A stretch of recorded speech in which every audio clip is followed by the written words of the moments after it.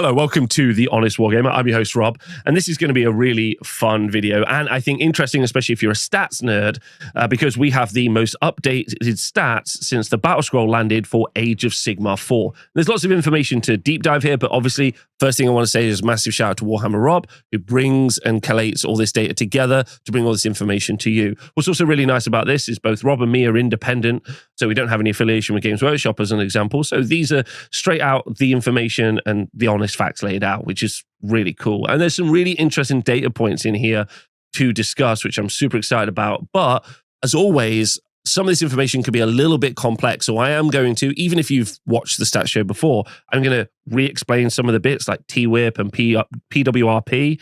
But if you have any questions or any thoughts, or, you know, you've got your different opinions to me, leave them out in the comments below, because that would be super fun. And also, me and the Twitch chat have just been having a really good conversation about it before we started recording, which has been cool. All right, so let's go look at the first bit of information. The results. So this is all since the Battle Scroll, which is the quarterly, so every 3-month balance patch that Games Workshop themselves do. So they made some pretty big changes. They changed some units around. They changed how points worked for some units, a bunch of different stuff, right? So this is their balance run. And so this information that we've got is taken from 29 countries. You can see them all here, which is pretty cool. We're missing some places on the map, but shout out to Bolivia. We've got a lot of people there now, which is cool. We've got some events all over. We've got events in China, across most of Europe, Australia. So, you know, we've got a really diverse community. We got from a bunch of different websites. So BCP, Stats and Ladders, Exon, Malarkey, Longshanks, Tawny Keeper. There's a load of different places. There's 56 events that we've had since the Battle Scroll update, which, if I just get you that information, means that it's from the 21st of December up until the 23rd of February. So it's brand new, basically. There's 2,100 players so far over that like 2 month, only about 2 month period. Seems like a lot of people. 2,100 players. That doesn't mean that over Age of Sigmar 4 there's only 2,100 players. There's way more. And don't forget, this is only 2-day events, and we've got 5,300 games of data to go through. So number one, and if you've watched me do the stat show on a Monday, I do love all of these different events, these different communities, the different vibes that you get. I like the Wicked Dicey guys doing like tent events and kind of holiday resort events in the US. I love all the dudes in Australia having like their big team events, having their like big mashups, and they're like, even their just little like kind of town hall events. It's cool. All the way through the different places. It's very fun. So yeah, very, very cool. And the fact that there's 2,100 players like already, that's great in 2 months. Okay, so first stat we're going to look at is the meta rep, and this is actually an incredibly big deal, especially for me, who's been covering Age of Sigmar 4 stats now for, I think, 7 years. This is probably the most singular I've seen Age of Sigmar in maybe 4 or 5 years.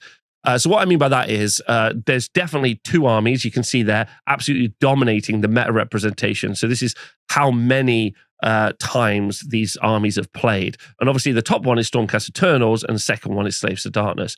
Now Stormcast Eternals being most popular is not particularly surprising, especially if you may be new, but for a while during Age of Sigmar 3 and Age of Sigmar 2, they were not the most popular faction. So they have not always taken the top spot. We don't have the same kind of problem that you get when you're playing something like 40k, I guess, where Space Marines are always around and there's always Space Marines.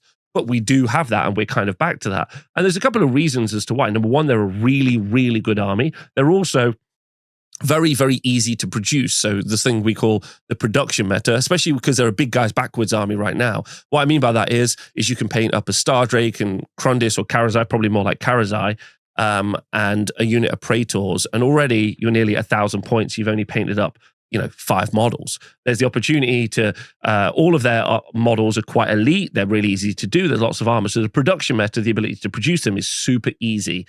So getting them on the table is very okay. In addition, I think this, and this is just supposition, so I'm just making this up. Well, not making it up. This is my guess. is that Age of Sigmar 4, we saw a lot of the players who maybe were playing Age of Sigmar 3, maybe moved away a little bit. The numbers for Age of Sigmar 4, as I've covered in other videos, are not down, but they're also not aggressively up, as you might get from a new edition. I do think that this represents some churn that we're getting in the edition, where some of the older players are moving away and a bunch of new players are coming in. And most of those new players probably got a Skaven Tide box, and they got themselves the Stormcast. Maybe they also got the Skaven as well, but Skaven are much more difficult to produce. Or they just went into a local hobby store and they also picked up a bunch of Stormcast Eternals, because normally they get pushed to you, right? So I'm unsurprised to see Stormcast at the top, but it is interesting that they're there now, because it does mean that we're back to them being the most popular faction at events, and them being one of the most successful armies at events, which we'll cover in a bit, is also, it also means that they're stronger than they seem, but we'll talk about that more. Slaves to Darkness also up there. Why are Slaves to Darkness up there? Well, everyone loves being edgy, of course. Everyone loves being a cool alternative kid. But they're very, very, very, very good. If you're going to play at an event, you take armies that are very effective and can win. So that's a reason that people will take armies like this. They're also very cool. The models are great. Again, production meta is pretty easy. Do a Be'lakor, you do 6 Varangard, you do 10 Chosen, and a Chaos Sorcerer Lord. That's 18 models, and you've got most of a 2,000 point army. So again, very easy to put on the table. Very, very simple, massive meta representation. And also, I guess they're the kind of bad guys to the good guys that are Stormcast Eternals. Kind of, even though there are loads of other bad guys, there are loads of other good guys. So that's a pretty effective review, I think, of why we're seeing them also be very popular, but also they are very good. Both armies are very good, and you take good armies to events to win. You don't take your bad army to an event to win, although some people do try. Also, because they represent nearly 24% of the meta, which is pretty aggressive, that does mean that you are always facing the same problem in the meta, which is specifically 3-up armor saves and elite kind of levels of damage. Both of those two armies are able to do that. They have high armor saves, in most cases, pretty good ward saves, and they're able to do a lot of damage. And that seems to be not only a successful pathway to winning, but it also seems to be something that people are really excited to do. So there we go. So that's the meta rep. Then Seraphon, I'm unsurprised to see them up, although the meta representation is, in fact, those 3, Seraphon, Flesh-Eater Courts, and Gloomspite Gits, and Skaven, those 4, sorry. I would say if you were to walk into a Games Workshop store, which ones are the most evocative? And I'd say, with the exception of Sylvaneth, which is in like 6th place, I'd say those 4 really, really do stand out. Seraphon, dinosaurs on dinosaurs. Flesh-Eater Courts, obviously stunning.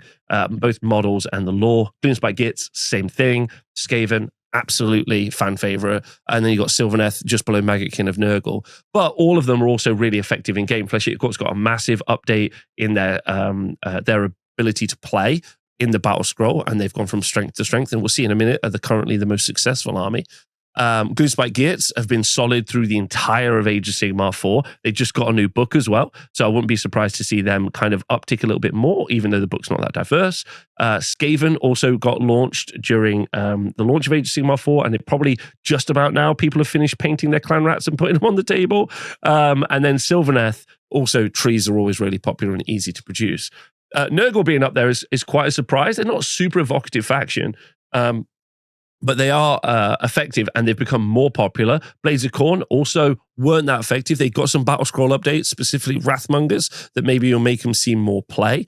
Ironjaw's also got a new book recently, so they're up there. But Ironjaws and Kruleboyz really tell you the story about how people do choose armies to play that are effective. Ironjaws and Kruleboyz, you can see Kruleboyz right at the bottom, 3rd from the bottom there, came out at the same time as Ironjaws did, but why have they not got an equal meta rep? It's just because Ironjaws is a better army. It's more effective, it does more damage, it's easy to produce, it's big, dumb orc smashing things. Kruleboyz is much more nuanced, much more complex to play, feels and looks very fragile, and generally the community is a little bit down on them as well, even though just this weekend we saw Kruleboyz did okay at an event. And an update we got yesterday, which I haven't covered yet, has changed a couple of bits for Kruleboyz to maybe make them a little bit more effective. So hopefully we'll see that. Some armies have really dropped off. Like you can see, the Nighthorn down there with only 2.8% of the meta have dropped quite significantly. But we won't talk about why some stuff has dropped up, because I think we could talk about meta rep forever, and I wanted to just move on a little bit. Okay, so next up, we're going to look at the win rate. Now, this is a story which gets screenshotted a lot. When information like this comes out, people always just want to screenshot. The red one is bad, the yellow ones are bad, and they don't have a discussion about anything in between, which is really okay. Flesh-Eater Court, since their Battle Scroll update, have become very effective with 58% win rate, which is over the 55% that we really want them to have. In addition, their meta rep, which is 5.5% of the meta, if everyone was equal, you'd have about 7% of the meta is what you'd get for each of the armies. But they're still pretty popular. They're the fourth most popular. Does mean that when you have a more populous army, as in like more people playing it, the skill expression levels normally mean that you bring the win rate down. What I mean by that is if you only had about 2%, maybe 2-3% of the players playing an army, but they had a 58% win rate, 60% win rate, then the problem with that army is that skilled players can do really well with it. What we're looking at is when lots of people can play an army and its win rate is still too high, it means that you have a real problem, because any old Tom, Dick, and Harry, no offense to any of those people, are able to do really well with them. So that becomes a real problem, because at that point you're identifying that the army itself is too strong. We talk a lot about pilots and passengers. So a pilot is someone that's able to control and use skill expression to make an army better. A passenger is someone who just like throws forward 6 Firing Guard and fights twice, as an example. But Flesh-Eater Court's got a Battle Scroll update, and it overcooked them a little bit, and we'll talk about that. This is all the new Battle Scroll, okay?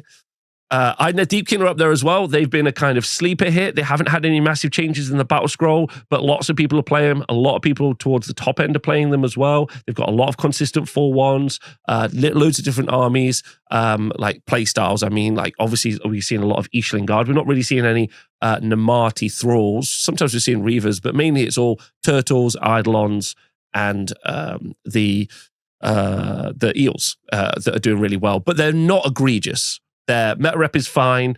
They're good and strong, but not too strong. Sinesh is really interested at 53%. Really interested at 53%, because really, to quote Pershaw from the chat, it's just a bunch of archer tourists.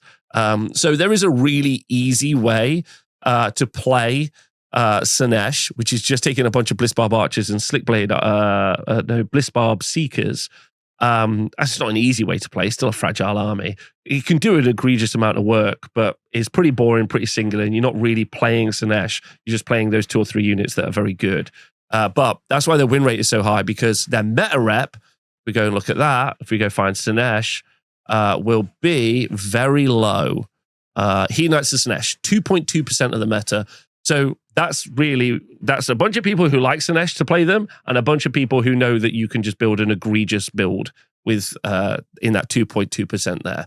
So that's what we're seeing. But everything else is in the kind of comfort zone, right? Slaves to Darkness is 52%. I'm going to come back to those in a minute. Fireslayer's up there at 50% as well. It's fine. Sons of Behemoth, gross, but fine. Ogre Mawtribes in the 50%. It's a really good conversation to discuss. And one of the things we don't talk a lot about is internal balance, because while Slaves to Darkness, which we'll touch on much more later, has got a really good win rate, it's got an atrocious and absolutely awful internal balance, as does Ogre Mawtribes. Realistically, they've got much better since the Battle Scroll update, because of the update to the mortal wound damage you're able to do from all of the big monsters. And we've seen much more Ogre Mawtribes armies playing on the tabletop and doing well. But it's because of their singular build, which is a bunch of monsters doing a bunch of damage and doing charge mortals. That's why we've seen them up there. Seraphon at 50% is absolutely fine if you're a Seraphon player. But later on, when I start looking at the T-Whip values, just cross that out. Don't let your friends show you that stat, because Seraphon at 50% sounds fine, but yikes. Sylvaneth, fine. Stormcast, 49%. Is also a problem. We'll come back to that in a moment as well. Cities, fine. It seems to be just one singular build for cities. Hammerers, some Dark Elves, almost no humans. in that build. Very specific, but if you build it in a very specific way, we've seen several 5-0s, we've seen several 4-1s. Then KO Iron Jaws. Iron Jaws at 46 is fine. Gits, obviously, we could talk about the massive drop-off for Tzeentch, who at one point were, in Age of Sigmar 4's lifetime, one of the aggressive and bad armies, but they've dropped off significantly as well. They had a massive update to Pink Horrors and just basically totaled them off the map. And then as we get towards, quote unquote, not doing well, Blades of Khorne did get a Battle Scroll update to try to improve them in December. And while Wrathmongers have pumped them up, doesn't necessarily seem like it's been effective. However, we also saw an update. I think we saw an update or a points reduction to Blood Warriors. And over the past few weeks, we've also seen Blood Warrior builds, so 20 to 40 Blood Warriors, doing really, really, really well. But maybe we just got to wait for a little bit more time for people to build those. Ultimately, we say Cities of Sigmar are fine, but they're not. Their internal balance is absolutely cooked. You can't run the humans and do well. You have to run a very specific build. Blaze of Khorne is a similar thing where maybe there is a build there, which is tons of Blood Warriors and Wrathmongers, but you got to wait for more people to put it on the tabletop to play it, which I think will increase that win rate. Nighthaunt, I think, is just dropping off to the people who like Nighthaunt, and so they're fine. Daughters of Cain probably do need some real serious help when it comes to like the rules. They're a very fragile glass cannon army and they need a little bit of love. Skaven at 41%, I think, is going to shock a lot of people, especially when they've got a pretty high meta rep. But I think that's fine. Skaven players just like what they're doing. They do have good builds. We've seen especially the Menagerie build with a ton of Storm Fiends being very singular. Most of the good builds, by the way, are very singular when it comes to performing well at events. And we've seen that Skaven Flesh Meld Menagerie build with a bunch of Storm Fiends see play, and we'll continue to see them play. However, that's a very few individual people, and most of the Skaven players are just having a great time throwing clan rats at people. Soulblight Gravelord's about to get a new book, and then Cruel Boys did get a little bit of an update yesterday, but I think the Cruel Boys book just isn't as strong as it needs to be. They need some points changes. We're kind of back to like 2020 memes for Cruel Boys, and we might stay there. And I'm sorry about that, Cruel Boys team. Right, the next graphic that we're going to look at, and by the way, as you're watching this video, please do like, comment, and subscribe. I like making these videos, but more people see the video if you like them, leave comments, and share them. So please do that. That would help me. Okay, so what we're looking at here is a positive win rate potential. This is a stat that I really like. What this stat does, it says, if I pick up an army, how likely am I to get 3 out of 5 wins at an event versus only getting 2 or 1 wins at an event? So how likely am I to get more wins than less wins? Which, because some people aren't aiming for 5-0. Some people are saying, I just really want to get more wins than losses at an event, which is a very noble goal. And so this is a kind of good stat for doing that. But also it gives us a good framework to discuss some other real problematic issues. So Fleshy Courts are at the top with the best positive win rate potential, which makes sense because they've also got a high win rate. But it does also mean that their meta representation isn't dragging their number down aggressively. So it does mean that that army is too strong and it needs to be looked at a little bit. The next one, Hedonites of Sinesh, is again that singular build. So the difference in the number of games represented there, 587, 235, I take that with a pinch of salt and kind of leave it. Magikin and Nurgle is really good. I like Magikin and Nurgle at 58%. It's not too egregious. We've seen positive win rate potentials of 85% for several months before. That was back in Mega Gargant times, which, if you are a fan of the show, you will know that I have a certain hatred for Mega Gargants, and that's because of the PTSD of having to read out their egregious stats for like 9 months. So that's where that comes from, if you're interested for some deep lore. But Magic and Nurgle is really good. They got like a little boost in the battle scroll, and they're seeing more play, especially as we potentially are moving into what we call the DPT meta, or the damage per turn meta. What you have seen with Saves the Darkness of Stormcast Eternals is high armor saves, good ward saves. But some armies now, and also I guess for things like Rock Guts, but some armies now are doing things like putting a lot of bodies on the board with good armor saves as well. We've seen Chaos Warriors, Blood Warriors, all taking to the table big blocks of Iron Jaws with the Ard Boys, all just saying, can you actually kill this much stuff? And if you can't, then I'm going to hold the primary, because there's really only 2 ways to win the game. Hold primary, do tactics. And if your opponent can't hold the primary because you're holding the primary, which is what Maggot King can do really well with a bunch of Blight Kings, then you're in a real tough spot. And so that's what Maggot King are doing up there, I think. Now, Slaves to Darkness and Stormcast Eternals, I'm going to try and approach in the same conversation. Their meta rep between them is like nearly 25% of the game. However, their positive win rate potentials are positive, and they're very, very good. And as we look at the T-Whip in a moment, we'll see that they're outrageous. They've also, in Slaves to Darkness case, got the most 5-0s. Now, when you have more players playing an army, you would like to think that it would settle more towards the 50% mark, but that's not the case. It should settle lower than that if like all power levels are the same, because the skill expression is not the same. Okay? Them having the 53% positive win rate potential and some of the most 5-0s means that there's a real problem with that army. Like like a foundational problem with how that army operates, and they need to be addressed. Again, some people, like when you just look at the win rates, you're going to say, "Oh, they're okay," but they're not okay because I'm being encouraged really hard not to call a large percentage of a population that play an army dribblers because. It's just low skill expression. You cannot have the same quality of skill expression across a player base, especially for a game like Age of Sigmar, which is generally a pretty casual game. Like there are very few tournament grinders. There are very few people who they just play and live it all the time. That's just not the case. Like it's a game of a lot more friendly atmosphere, a lot more people who are fun. It's a really, really great game system to go and play with your friends. But that means that the skill expression is lower for those groups, for that percentage of people. So anyway, Slaves to Darkness are really bad. As in they're really, really good and they need addressing in the next Battle Scroll update. Deepkin having the most 5-0s and a 52% positive win rate potential, but a low meta rep means just a lot of good people are playing a lot of Deepkin at the moment, and that's what you're seeing. They're just tough to deal with. Stormcast Eternals at 50%, you would think is fine, but we'll look at it in a minute and we'll see how it's not. And then everything else is okay. Pretty devastating for Daughters of Cain, Ossiarch Bone Reapers, Nighthaunt Skaven, Cruel Boys, as their positive win rate potential is so low. I think it's worth pointing out something. The little stars, by the way, mean they've got the most 5-0s since the Battle Scroll update.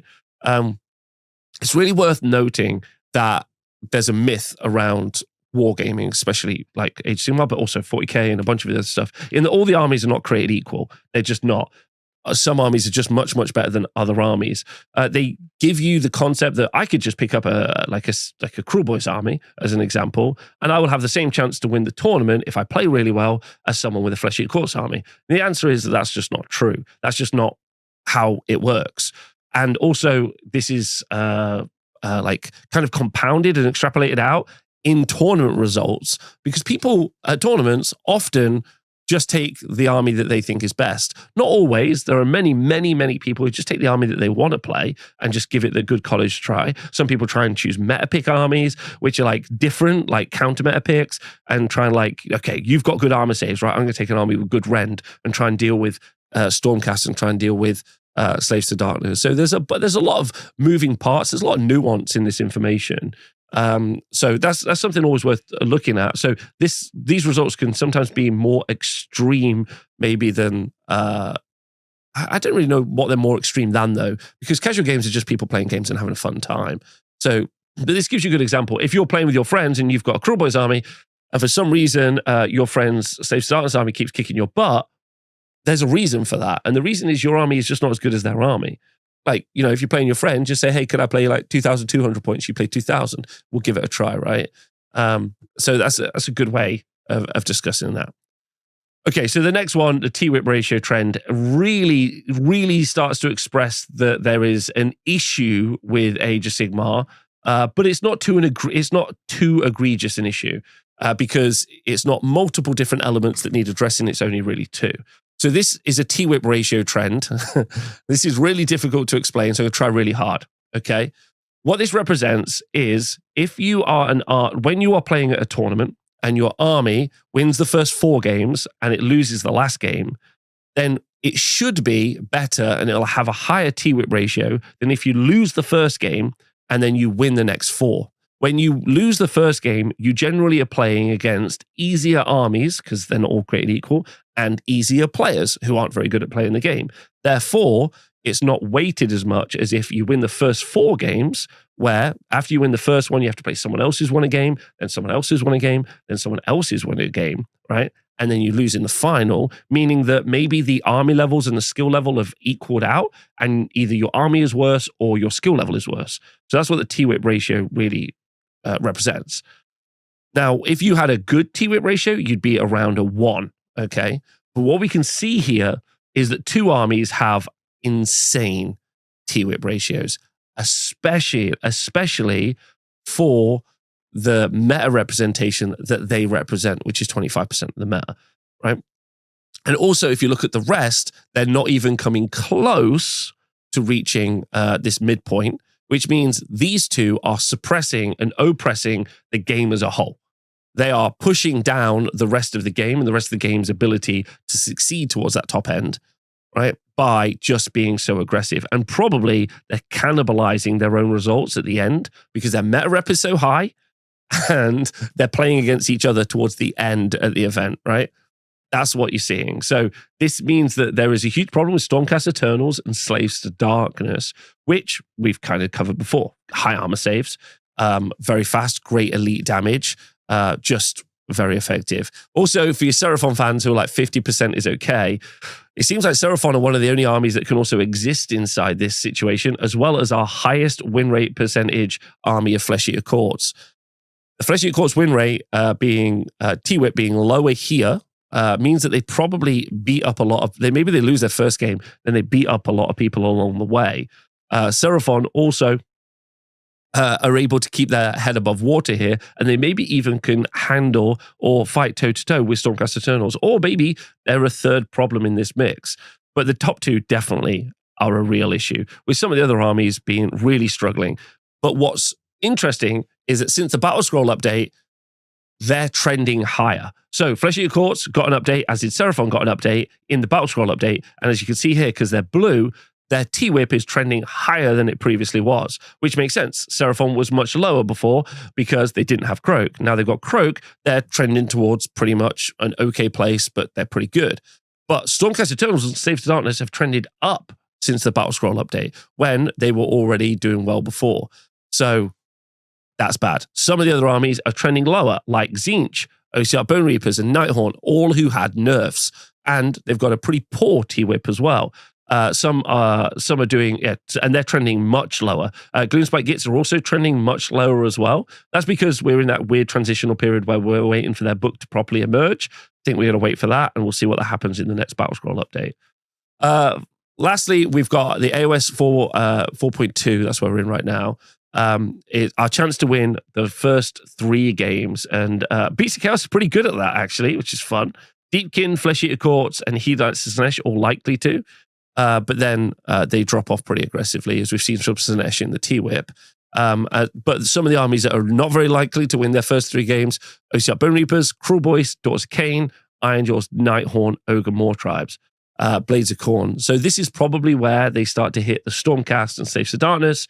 They fail to beat them. Because really, you got to ask yourself, I have a team event that I'm running this weekend. A good question, if you have anyone in your local meta or in your local, WhatsApp groups or Discords or Facebooks, ask yourself, cool, I have a Slaves to Darkness army. What army, can your army beat my army? It's a simple question. Can Daughters of Cain beat Slaves to Darkness? And in a teams format, when you do pairings, what you would do is, you wouldn't bring Daughters of Cain, but if you were, you would, if they put down Slaves to Darkness as a defender, because the way it works is a team puts down an army to defend and the other team puts in 2 attackers. You wouldn't put Daughters of Cain or Cruel Boys against them, right? That's what you wouldn't do, because in your brain or in those players' brains, they can't beat them. And so if they're 25% of the meta, it feels a little silly to go against them, right? So that's what you're seeing there. Right, and then we've finally got our win rates over time, which Rob said he's going to do also a meta rep over time. All of these stats will also be available from our Blue Sky accounts. So it'll be Warhammer Rob on Blue Sky. I'll leave a link to them in the video description. They'll also be posted on the Honest Wargamer website as well for you to go check them out. That's where we'll put all this info. And also they'll be in our Discord for our Patreon and stuff as well if you want to go check them out and have a chat. You can see Lumineth, a slow decline on the Lumineth, but not too bad. I've had a very frenetic life with Maggotkin of Nurgle. They've been all over the place. Bone Reapers have slowly trended down. Seraphon have started to peak up. Seraphon have started to peak up here. Nighthaunt have had a pretty frantic drop-off, which has been very aggressive, which is pretty tough. More tribes with that initial nerf, and then they've come back now with Stonehorns. And then we've got Skaven, kind of not really pumped up apart from when some people took a load of rattling guns. Slaves to Darkness have had a very consistent win path. Sons of Behemoth, now that they're back and they're popular, tried really hard. I've run an anti-Sons of Behemoth campaign for all of Age of Sigmar 4. I've tried really hard to just make it so no one played them, but I think people are realizing that you can play them and do okay. So unfortunately, they're in there as well. And that's all the information. So, and I want to be really clear. I think the game is in kind of a good spot in, if you take out Stormcast and Slaves to Darkness. I think the game's in a kind of fun, interesting spot. There's lots happening. But ultimately, Games Workshop need to look at what they're going to do against high armor save units, especially high armor save units that can fight twice. High armor save armies that can get like good ward saves, like you see with Stormcast. It can do so much damage, it can be so fast. Also, a special shout out to Stormcast Eternals for their ability to be very, since their book came out, they've become even more effective because their ability to move around the board. Teleports are common, both in deep striking from reserve, but also their ability to use their porta potty to teleport around, their terrain piece to teleport around the board, which is really effective, especially in a battle tactic game if they're doing solid on the primary. I am making a video about how to win at AOS 4 right now. It's interesting to think of the concept thinking about the concept of if your opponent can score their battle tactics and you can score all your battle tactics, it's just who can hold the primary. And if you both can hold the primary all the time, it's all about who can hold battle tactics. And the real question is like, can some armies do any of those things? And in some cases they can. Stormcast have got more ability to do that thanks to teleports. And holding objectives is harder against Slaves to Darkness because they can just fight you so well. So lots of stuff which to think about here and break down. And I hope you've enjoyed the video. That's it. I know I just waffled on. Lots of info. You might not agree with some of my takes and some of my opinions. I still think Age of Sigmar 4 is a really great game to play. I played last night. It was really fun. I had a great time. You can play Age of Sigmar 4 and have a really, really fun time. That's the important takeaway. But from a high-level meta-analysis, and also for stuff that Games Workshop need to do to address both internal, external balance, and also the meta-balance as a whole, I think this has been a really good amount of information, which kind of frames the conversation, which is fun. So hope you enjoyed the video. Thanks for watching. I'll see you soon. Bye.